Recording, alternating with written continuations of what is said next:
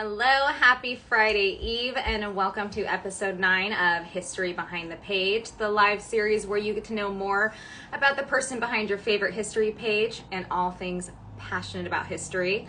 Tonight we have Kaitlyn from The Active Historian on tonight. She is great. This is going to be really fantastic. I'm excited to hear everything that she has to say and all that stuff, so we'll go ahead and get her on here in a second. Just really quickly, this is a live Q&A, so you are more than welcome to ask questions. I just ask you on the bottom right-hand corner of your screen, there is a little question mark bubble. Go ahead and submit your questions in there, as sometimes they get lost in the comments, and we want to make sure that we get your questions answered for you. So let's go ahead and get Kaitlyn on.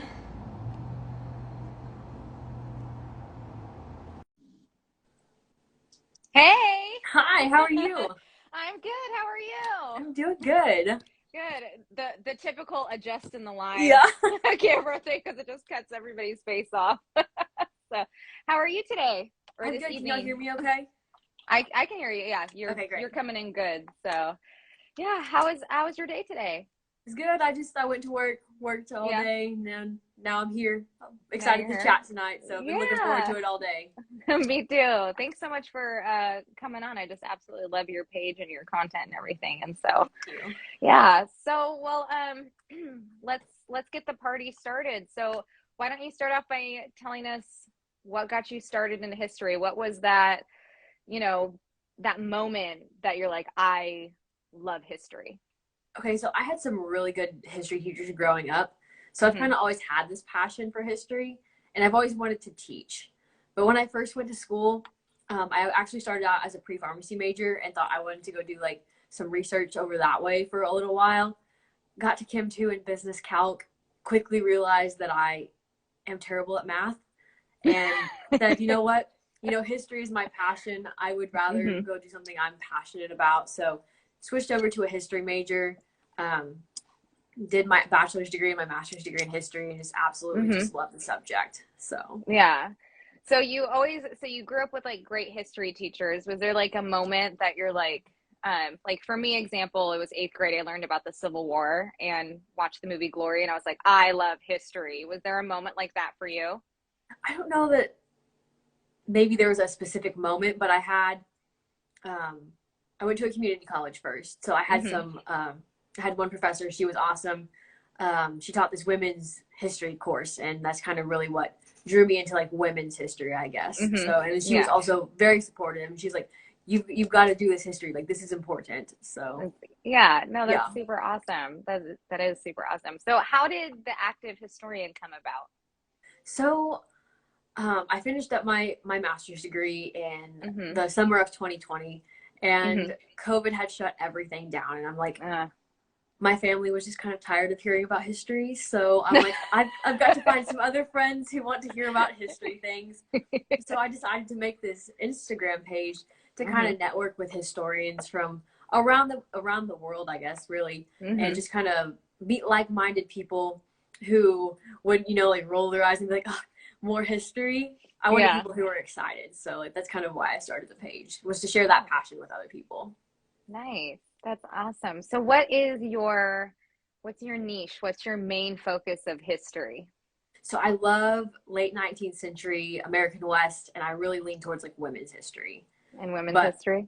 yeah, like a Western history though is really kind of Mm-hmm. where I just like, I guess my passion lies. Like I live in Oklahoma, and we've Mm-hmm. got all kinds of like Native American history, cowboy history, the railroad history out here, and it's just Mm-hmm.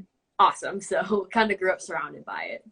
Yeah. Oh, that's pretty cool. Yeah. I've never been really into that type of, it just never like, I never really learned about it. So I'm sure Yeah. if I did, it would be something that would intrigue me because I just love history. But that's really cool because, Instagram, history nerds on Instagram, you find so many different like aspects of history and learn. And then we all start going on these rabbit holes of things that we didn't know that we wanted Yeah. to learn about or know about. So that is pretty great. So I was looking on your page. I was looking on your website and stuff like that. So Okay. you've done stuff for Revived History or not Revived History, Weird History and some other pages. So I wrote a few articles for Ranker. So I have a couple of articles on Ranker, and then I volunteered with the Remedial History Project for a while, which if you haven't heard of them, they're awesome. They have an Instagram page and a podcast, so at Remedial History, so check them out. And then I did a little bit of like freelance script writing for a couple of other YouTube channels. Oh, that's pretty doing cool. Like entertainment history, like modern entertainment history. So modern entertainment history, is that something like you think that you'll be doing like more of, like more modern history versus what you're actually passionate about? I don't know. Like honestly, the late 19th century, early 20th century is really where my passion lies. So I think honestly, I'll probably stick with that. So I feel like a lot of history people are the same way. They went, you know, wanted to be a teacher, and then something didn't work out. I was the same way. I was like, I don't think I could teach, and that's nothing against history teachers. I just would be an awful teacher. Just like that. I would just be an awful teacher. So what are your plans for like what are your plans now that you have your master's? Like, are you wanting to, like, what's next? What do you want to do? So I actually, right now, I'm an adjunct history professor at a community college, which is awesome. So I teach online. So like, I've got great students, great faculty I work with. So that's kind of how I use that master's degree. And then I guess my day job is kind of totally unrelated to history. Like I work as a success coach, teaching people how to like manage their time, how to study for like tests and things, and just holding people accountable. So I guess the next thing, I guess with my history degree, I guess just continue teaching, honestly. Continue teaching. That's awesome. Yeah, no, that's awesome. No, you spit out great content, and just absolutely love it. So let's get into some more questions. Okay. Let's see. And I know the history field right now, like another reason why it's hard to get into the history field, because even with like a master's degree, if you want to teach at a university, you almost have to have a PhD. Yeah. So if I wanted to do that, I'd have to pursue the PhD, but you could teach with a master's degree at a community college, which I went to a community college first. So like community colleges have a special place in my heart, because like I learned so much there. And so I think they're very valuable to our education system. Yeah. And not everybody can, you know, go to a 4-year university to study history, and, you know, going to community college is amazing, and being able to learn, you know, good history at a community college, I think is very important. So, so let's see. Let's start. This is one of my favorite questions, actually. Okay. If you could meet 3 people in history, dead or alive, who would it be? Okay, so I wrote my thesis on a woman named Caroline Weldon. So she's no relation to me at all. That was her pen name, but I would love to meet her and just talk to her, just have a conversation with her. So who is Carolyn? So she was a activist with the National Indian Defense Association, who was also known as NIDA in the late 19th century. And she kind of she was from Switzerland, came to the United States, and then eventually went from Brooklyn, New York, out to the Dakotas, and worked with Sitting Bull, the Hunkpapa chief, and did a lot of things out there. There's actually a movie called Woman Walks Ahead that's actually really well done, has Jessica Chastain in it. And then Eileen Polak has written a book about her life, also called, I think it's Woman Walking Ahead, in Search of Catherine Weldon. So also an excellent book. But I would like to meet her.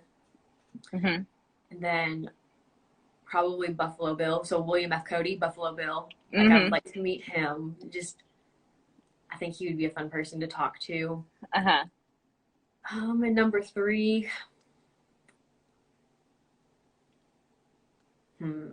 I know it's tough, right? Yeah. Oh, maybe Annie Oakley. I think she would be cool to talk to. Annie Oakley. Yeah. So like all these like Western history characters. Yeah. So. No, I love it. Oh, Annie Oakley. I would have never thought that would actually be a very interesting character to me, you know, person to meet. Just that would be a fun conversation. So, let's see. Flying Dream says that Buffalo Bill is his 8th cousin. Oh, that is so cool. That is such a small little world. That's super funny. What book are you reading right now? What's on your nightstand? I'm actually reading. Intrigued in? It's a novel based on a true story called "The Girl Who Sang to the Buffalo" by Kent Nurburn is what I'm currently reading. And what's that about? It's talking about, I'm honestly like maybe a third of the way through, so I'm not quite really, but it's basically, it's like this journey where this author goes and, he had met a person and then, went away for several years, started having these dreams, and then he's back on this journey to deliver this information that he had acquired. So it's been really interesting. Like, I've wanted to read this book for probably 3 or 4 years now, and just didn't have the time in grad school. And now I finally kind of got the time, and I just checked it out from the library last week and said I'm going to read it. So, do you have a weird book obsession like I do? I've got so there's a bookshelf right here. There's a bookshelf over there. Okay. And there's a bookshelf behind me. So there's lots of books in here. Do you also have a habit of starting a book and then buying a new book and then not finishing the book that you're reading? Yeah. Well, what I do is like I keep buying books, and then like I'm like, I need to finish that book before I buy another book, but I don't. I just keep buying books. Eventually I'll finish the book. But then I've got like 10 other books over there in the corner that need to be read. Yep, eventually. Oh, thank gosh, I am not alone, because I swear I'm like, I think I'm crazy when it comes to books. Someone asked me what I was reading the other day, and I was like, well, let's see which of the 17 books that I haven't finished yet over the past like years or whatever. Like, I'm reading a couple of other books for work, just for coaching, and like I'm reading about behaviorism by B.F. Skinner right now, and that's been a interesting book. So it's just kind of, I don't know if you're like this either, but like reading like 4 books at once. So, and then I forget, like, I'm like, wait, I'm reading about this unit. Wait a second. Wait, which book am I? Wait. Yeah. Oh, wait. Then I got to go back and reread things. And I'm like, oh God, stop doing that, Sarah. Stop doing that. Yeah. So what is something like to you that you feel like people in your niche of history that people frequently get wrong? The West has been romanticized. So like they have like these dreams that the West was like perfect and like all of these things, but it was not. The West was rough, and it wasn't like this pretty picture that it wasn't Little House on the Prairie, I guess. Yeah. So, but like life was pretty rough in the West, and I think a lot of people don't understand that necessarily. Yeah. And I think that also has a lot to do with like movies and television and romanticize it. That is, I guess I kind of thought the same way until I started reading up about the diseases and what it was like to be back there and just like all that stuff. I'm like, oh, I would have not wanted to be in that part of history, which leads me to my next question. If you could be in any part of history, it doesn't have to be with your niche or anything, what era would you want to be in? What would you want to experience? I think it would be fun. Fun, I guess, is a relative term. I think it would be interesting to go to the 19th century West and just kind of walk in the people I study's shoes per se, because I can read journals and diaries, but I'll never know what that was like to like move out here to the middle of like the country where there was like really there was like not a lot of people out here, and then you just build things and make something from nothing. Yeah, there was no Walmart down the street or anything. So no, nothing convenient about that. No, not at all. And then like you have like these stories you hear where like people would ride 2 or 3 days to the nearest town to like even like buy supplies. Gosh, which blows my mind. That is insane if you think about like how it is today. Like get in your car or order something on your phone, and it's insane looking. Yeah, and it's insane to see how much history progresses and how civilization has progressed over the years. And I think that's what makes history so fascinating. Is that, and even like 10 years ago, like I grew up without. I remember when internet wasn't around, and now it's like everywhere, and it just. And that wasn't that long ago, but it's still part of history. So like growing up, we lived in a really rural area. So like we actually didn't have internet out at my parents' house till June of 2020. So like I understand that growing up without internet, like we'd have to go to the public library to do homework and everything. So kind of crazy. Like even some of the rural areas now, just they don't have access to the internet. I know. And you would think it's 2022. Yeah, you think, yeah, I know it's so interesting. Why do you think it's important to learn history? Why do you think history is important and people need to know about it and learn about it? So I think history is important. You know, like everyone says, you know, you got to learn the history so it doesn't repeat itself. Mm-hmm. But I think that's just like the cliche answer. But I think history is important because you can learn about multiple people's perspectives. It Mm-hmm. allows you to, I guess, see things from different cultures, different people's points of view that you might not necessarily have ever thought about. Mm-hmm. So I Mm-hmm. think that's really what I do like about studying history is just reading Yeah. multiple people's points and then just learning like you can do like oral histories, you can do journals, diaries, Mm-hmm. letters, um, drawings, paintings. All of these sources Mm-hmm. are all valid sources. So Yeah. So when you're teaching at in your class, like Mhm. what do you bring stuff in like pieces like journals or anything or like references or anything like that? Like anything like to make learning Mhm. more not invasive is not the word I'm looking for. Sorry, I'm having like brain Quite farts all day inclusive. today. Yeah, type of Yeah. yeah, just yeah, make it more interesting and all that stuff. Do you do anything that like your history teachers did? So I actually had a professor that I TA'd for in grad school Mm-hmm. who gave the students an oral history about the Dust Bowl to listen to. And then they Oh. had to write a paper about the Dust Bowl. Mm-hmm. And that is just an assignment I have adopted for my class. So now my students listen to this Dust Bowl oral history. It's 5 women from Oklahoma, I think one of them Uh-huh. from Kansas, talking about the Dust Bowl history and what they went through. And I've had Mm-hmm. multiple students say, you know, I've never heard people talk about it because a lot of my students now, like, um, I guess they just didn't have access to these things maybe during Mm-hmm. COVID. I'm not sure. But they're just like, it's so interesting to hear people who lived through these things talk about Mm-hmm. it. Like, I think that's really interesting. And then you have, um, I've actually got homesteading letters that I pull in and let them read Mm-hmm. some clips of homesteading letters. And then, you know, like speeches, like once you get into like more modern history, when with audio, like I let them listen to speeches. Yeah. So I think that Have you really got kind of mm-hmm. hearing somebody say something in their own words versus just reading it on a page, like Yeah. it's different. Yeah, because you hear what that person's feeling and like Mm-hmm. you're kind of living in the moment like when you rewatch, speeches on YouTube or listen to the audio or anything Yeah. like that. So it's actually pretty cool. So Mm-hmm. um what is your favorite history movie? My favorite history movie. Mm-hmm. Oh goodness, that's hard. I know, right? um, I really, like I said, I like Woman Walks Ahead about Mm-hmm. Caroline Weldon. Mm-hmm. I really like the movie Monuments Men. Me too. So that's one of my favorites. I don't know why my brain is blanking on history movies at the I moment, but I know exactly how you feel, so don't worry. I get but that yeah, all the time. there was a movie. One of my really good friends, he had me watch it called Fury, and that one was really good. What was it? Sorry, you cut out just a tiny Fury, bit.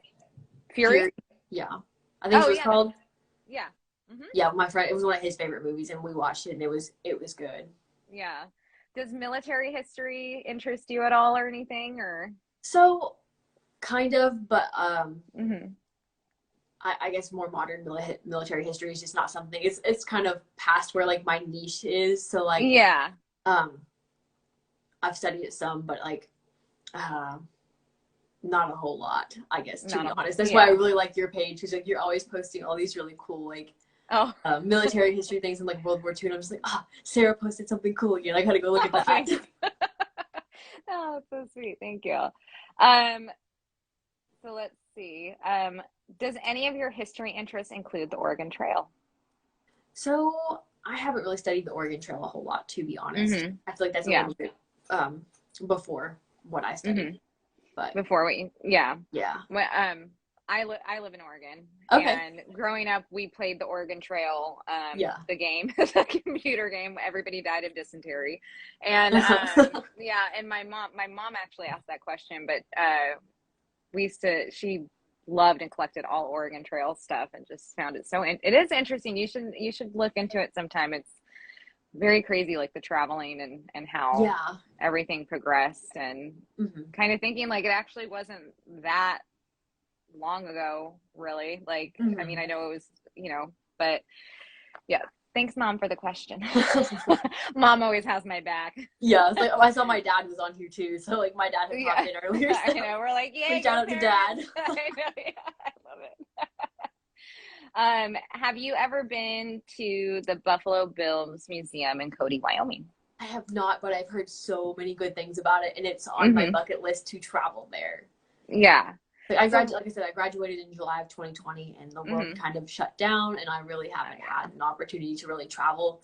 And but yes, it's on my bucket list. There are a lot of museums that I would like to go see.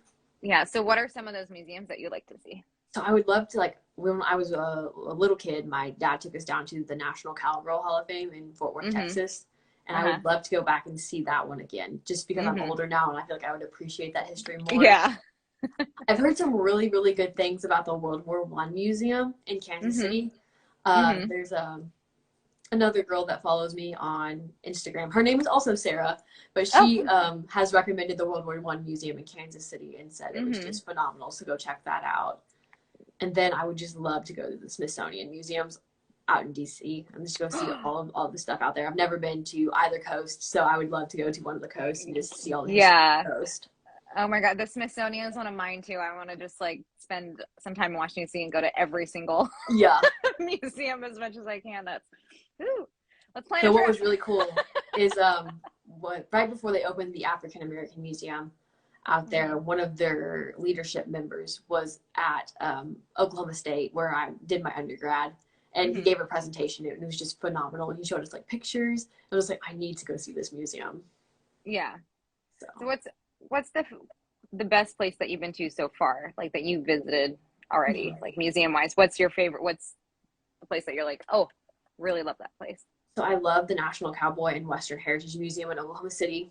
So like the Cowboy Museum. And then, so that was in Oklahoma City. And then there's a Pioneer Woman Museum in Ponca City. And it just tells like the history of like women in the West. And like, it's just an amazing museum. And I go up there every chance I get. So, yeah.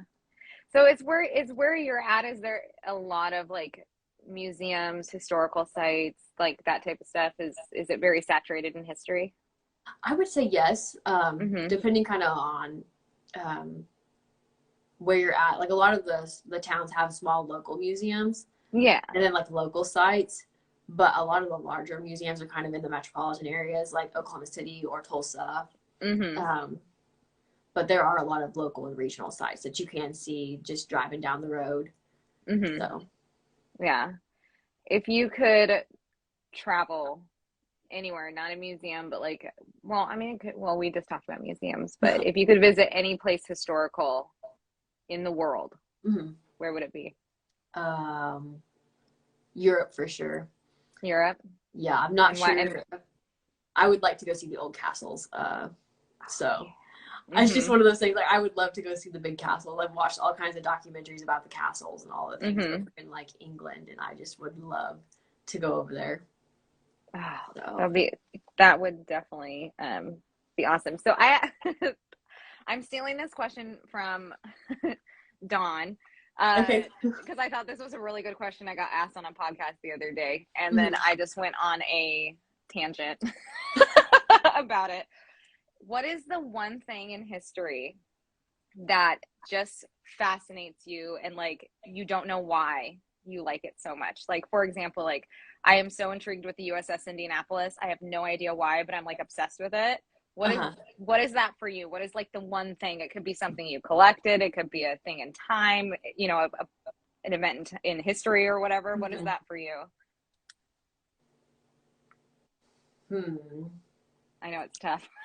So I don't know. Like, I've always had this fascination with Dakota Territory. So like North Dakota and South Dakota. Yeah. And like I've never been there, but I wrote my senior honors thesis on the gold rush in Dakota Territory, and kind of got really interested in that. And then, like I said, my thesis, my master's thesis talks about Dakota Territory. So I guess maybe that would be, I guess my, like, I don't want to call it strange obsession, but like I said, I've never been there, but like, it's just this thing. I love studying the Dakota Territories for some reason. It's just it's fascinating to me. And like all, like I've studied like the homesteading letters, the gold rush, like the Native American history. Like I said, the female missionaries and the activists that were out there. But yeah, just the Dakota Territories. The Dakota Territories. Yeah, like this book that I was talking about, it takes place up there. So in the Dakota Territories. Are there any good like movies or documentaries you recommend for like your, you know, like the territories, or you know what you, the part of history that you love? Are there any good like documentaries that like stand out, or movies or anything like that? I haven't really I guess watched a whole lot of documentaries, I guess, but usually the PBS, I know PBS usually has good documentaries. Yeah. But like I said, Woman Walks Ahead is one of the movies that really kind of got me to where I need to go with my thesis. Wounded Knee, I guess viewer discretion is advised on that movie, but Wounded takes place up there. So yeah. When did the movie that you keep talking about, I'm sorry, I just totally forgot it for a second. Yeah, Woman Walks Ahead. Woman Walks Ahead. When did that come out? 2017. Okay, so not that long ago. Yeah, it was recent. I was scrolling through Amazon one night. I'm like, what am I gonna watch? It's like my first semester of grad school. I'm like, I need to watch something that doesn't have, I guess, anything to do with what I'm reading for class. And I'm like, oh, well, that's like a Dakota Territory movie. Let's watch that. And kind of got hooked. So yeah. Are there excuse me, any other points in history that you're interested in learning about, like something that kind of like intrigues you? Like, I want to learn more about, you know, I don't know, the Civil War, or like, or some other era of history. Is there something else that kind of like intrigues you that you want to learn more about? So I guess another passion of mine besides the Dakota Territories and like Oklahoma history is I love women's suffrage history. I love everything about it. So like, I did a project on it in high school. I did an honors project in my community college. I took a class in, it was called Reaction to the Past, Greenwich Village. And we actually got to dress up as suffragists. I actually have my little sash that I made for a Halloween costume that I got to I love it. So like women's history, like I said, women's history is really my passion, but like suffrage history is another huge thing I like to study a lot. So got lots of suffrage books. Lisa Tetrault's The Myth of Seneca Falls is a really good book to read if you haven't read that one. There's just a lot of good books on suffrage. So yeah, what is like something that you learned in the suffragette movement that just kind of like blew your mind, or you're like, oh my gosh, like I need to tell people about this, or this is super interesting? What is something from there? I guess one thing that I guess just kind of blows my mind is like, I guess not as many people know that there was the anti-suffragist movement. Like I had a student that told me, like in my class last semester, front row student literally raised their hand. They're like, what do you mean there was an anti-suffrage movement? And there were women. Yeah. They're like, there were women. What do you mean there was an What do you mean there was an anti-suffrage? So there was like a group of women and men that were like, no, women don't need the right to vote. They're like, that would be too much stress for women. And like, there was like this whole movement, and it was crazy. Like, it blows my mind that, I guess women would be anti-suffrage, but that's just me, I suppose. Great. Now you're going to get me started on another rabbit hole, because now I'm super curious about this. Yeah. But then again, I mean, obviously it was a different, different time, Yeah. Yes. Let's see. Sorry. Do you have any like a whole bunch of other books, like on that note of Dakota history? This book called Equality at the Ballot Box. It's edited by Lori Ann Lalem and Molly P. Rosem.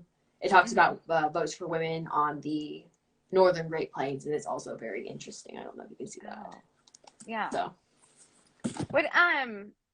when you're teaching in school, like, do you teach like a broad spectrum of things, or is it more of like a specialty? So I have one class. I teach basically a survey class. So I teach U.S. history from the Civil War to the present. Oh, okay. Yeah. I go from Reconstruction to 2012 is where I stop. So Oh, we end with wow. Obama's presidency. So. Oh. Yeah. It's been so long since I've been in school, so it's just weird to Yeah. to hear that kids are learning about what, like I lived through when I was younger. It's just interesting. Yeah. History is so interesting. Mm-hmm. So, let's see. Do you have any friends or family that are in the history universe? Do you have anybody who somebody in history, any veterans, any people like family members or friends who are nerdy like you and I? I would say my family tolerates my nerdiness, so but no, like honestly, if my dad's still listening, he has always championed my history passion and has always been willing to listen to me talk about my newest history rabbit hole that I've gone down. It's like, you won't believe what I learned today, and he's like patiently listening and doesn't cut you off or anything. But I guess I don't have anybody really, I guess, directly related to the history field. But my grandparents do love sitting and talking about history. Yeah, that's awesome. Like last summer, I got to sit down and basically record my Nana and Papa telling their story. And just having that oral history and that video of them talking about things is just so valuable, knowing that someday when they pass away that our family will be able to hear them, see them, and just hear their history in their own words. Yeah, I think that's amazing. I wish I would have been able to do that with my Opa, and but I was young. Yeah. And just wasn't, didn't want to hear Opa's war stories or whatever. I wanted to go swimming in the pool or go do something else that wasn't in relation to that. I guess I've also been really blessed that I have a lot of, I guess, history friends.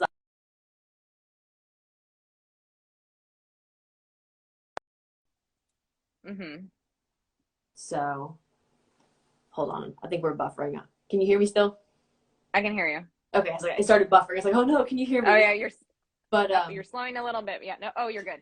Okay, but just having friends from grad school and just friends I've met through Instagram, being able to just talk about history things, and then even my friends who aren't from the history world, I guess they listen. Yeah. And when they're tired of listening, they'll let you know. So yeah. Yeah. My friends just don't listen anymore. They're like, Sarah, if something about World War II is going to come out of your mouth, I'm like, oh, okay. Well, I have nothing to say then. Yo, just call me. I'll listen. Yeah, I know. Right? So I see on your page, you go to you post a lot of stuff that you like see, like monuments, museums, like that type of stuff. Have you ever thought about like recording or doing like videos on it or like YouTube or anything? So I did for a little while. Uh-huh. And I just kind of ran out of time, to be honest, and kind of just, it got away from me. And then the YouTube channel was just really hard to manage. So I kind of just did away with the YouTube channel and really kind of moved things back over to Instagram, because that's where a lot of people, I interact with most people on Instagram. So I've been considering, I guess, doing the reels. I've seen some of the reels you've made, and I'm like, oh, I would love to do something like that. But I never remember to take videos while I'm at these places. I'm just like, oh, I gotta take pictures of everything. And I get home and I'm like, I didn't take any videos, but it's okay.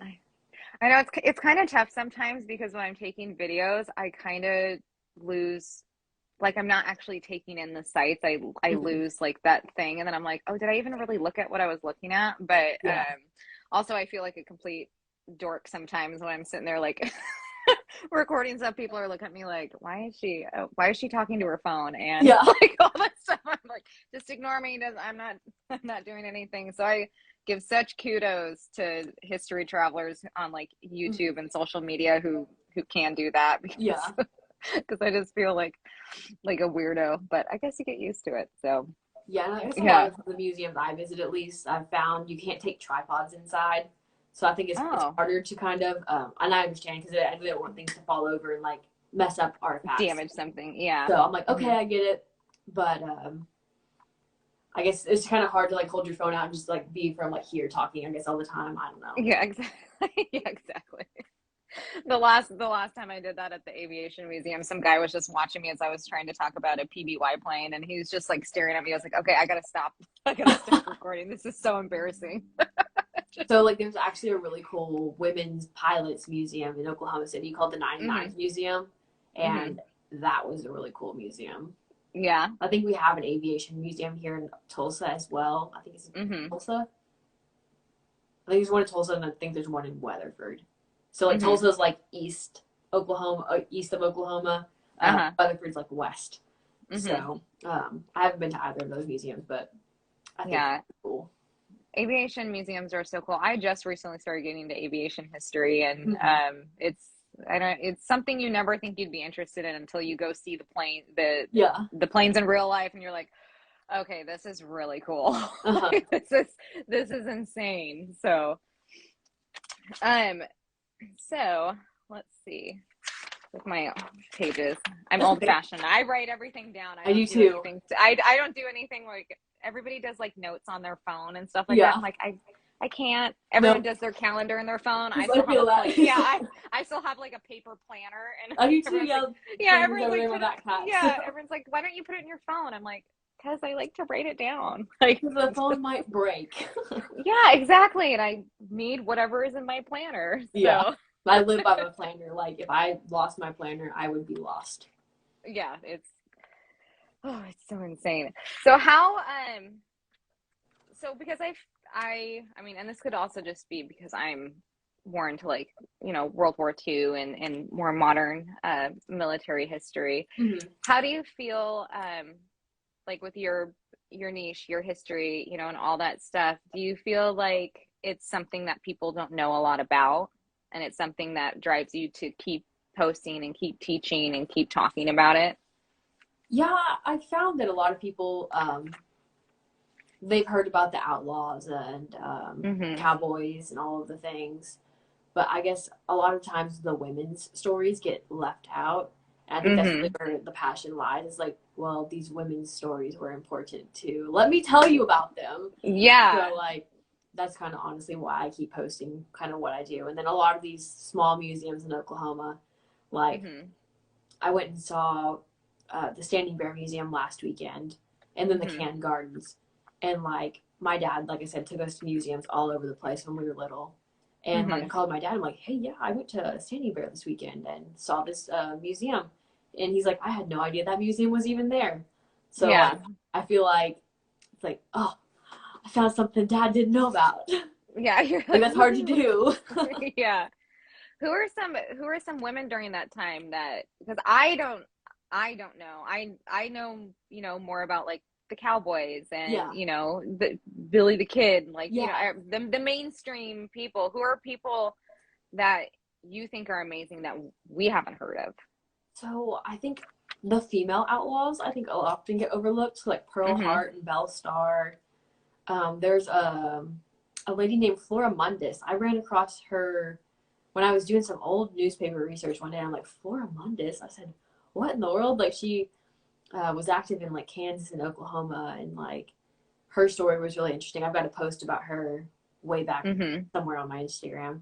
But I think the female outlaws, like I said, homesteading history really fascinates me, just reading their writing and learning how they moved from the coast to like the plains region and just established homesteads, because the Homestead Act, it was unique in that it allowed single women the opportunity to take out the same amount of land as a man could. So I think that often gets overlooked. And then Cowgirl History. So like just the different, like the rodeo and cowgirls and all of the things, like Bonnie McCarroll.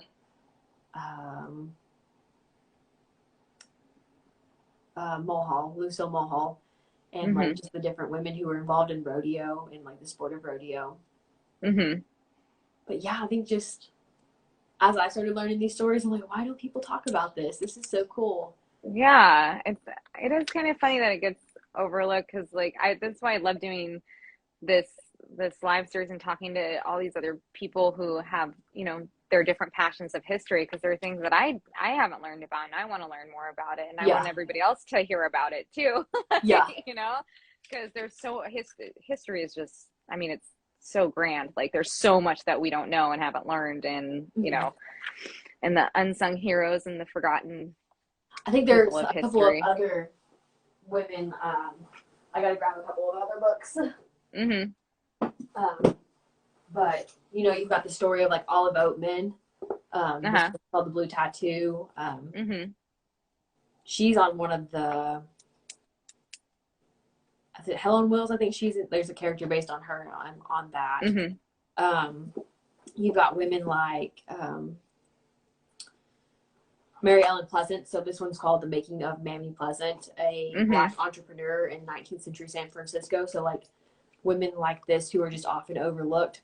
And then my advisor in grad school wrote a book called Race in the Wild West. It's the story of Sarah Bickford, the Montana vigilantes, and the tourism of decline from 1870 to 1930. So Dr. Laura Arado, like, this is actually a fascinating story. So if you're wanting a good book, check that one out. But so awesome. Yeah. And I've got other women's history books over here too.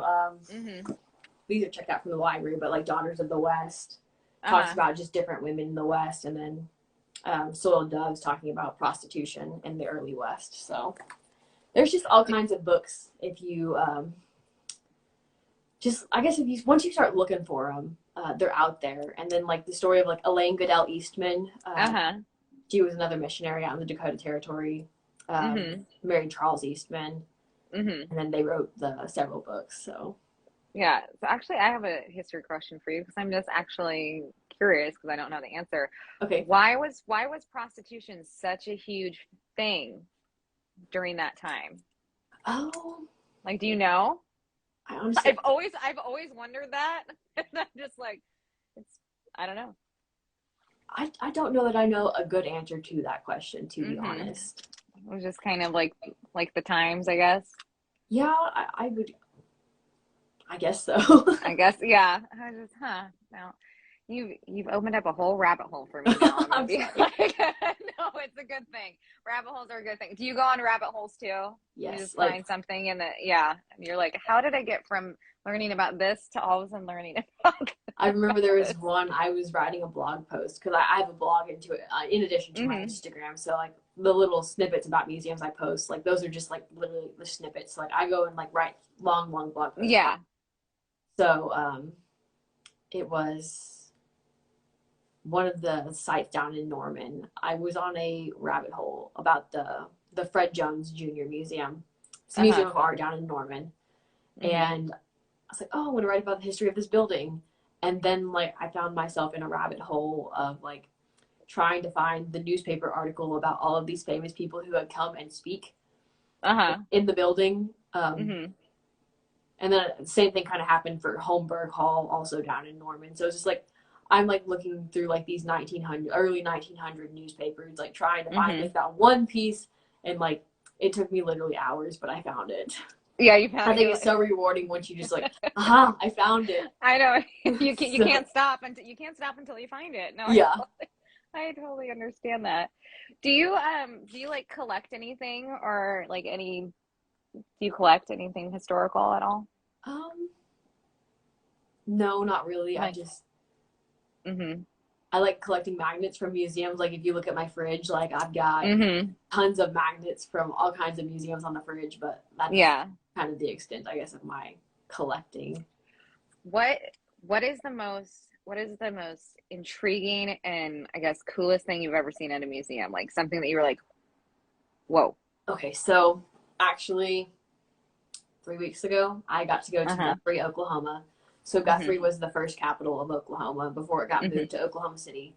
And there was a purpose for going to this museum. It's called the Oklahoma Territorial Museum. And there's this woman in history. Her name is Carrie A. Nation. And she's one of my absolute favorite people to talk about. I don't know why I haven't brought her up yet. But she was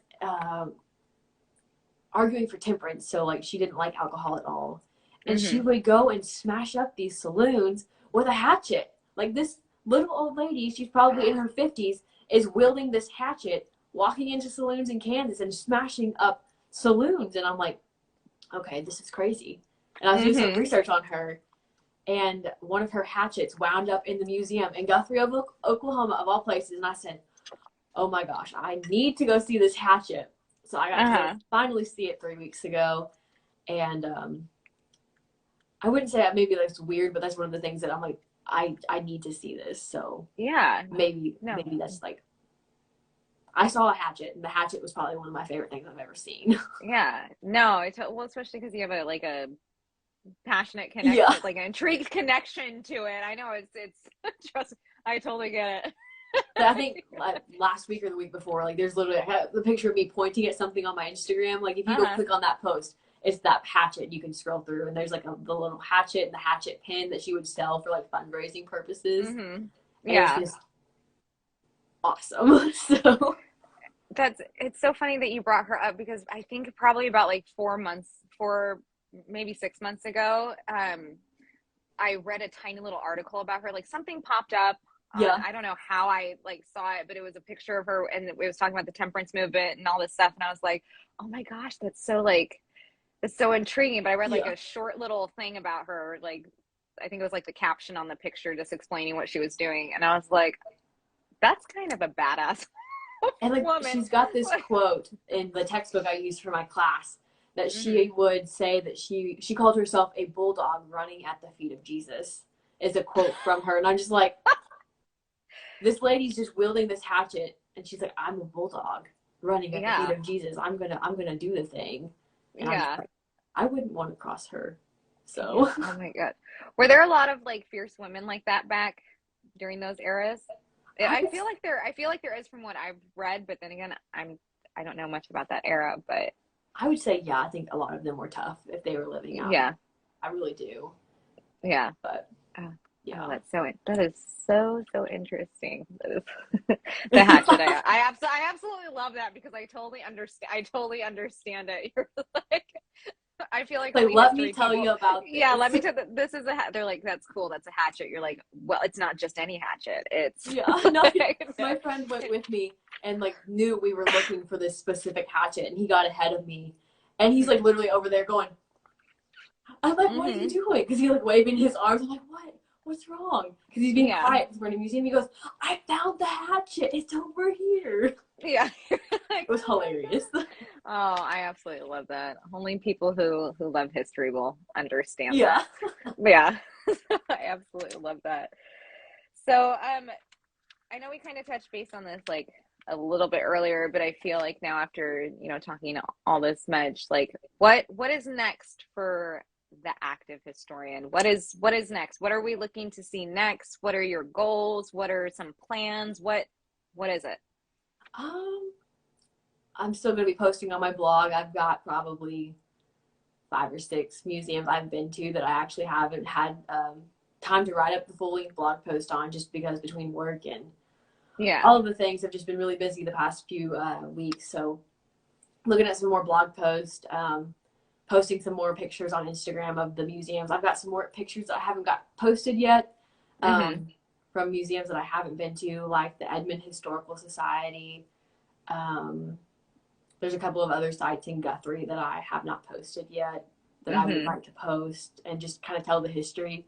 There was a sports museum in Guthrie that we got to go to, and that was fascinating. They had all of like OSU history, Oklahoma State, University of Oklahoma, our Thunder basketball team in Oklahoma City, baseball history. They had a case of baseballs from the 30s and 40s.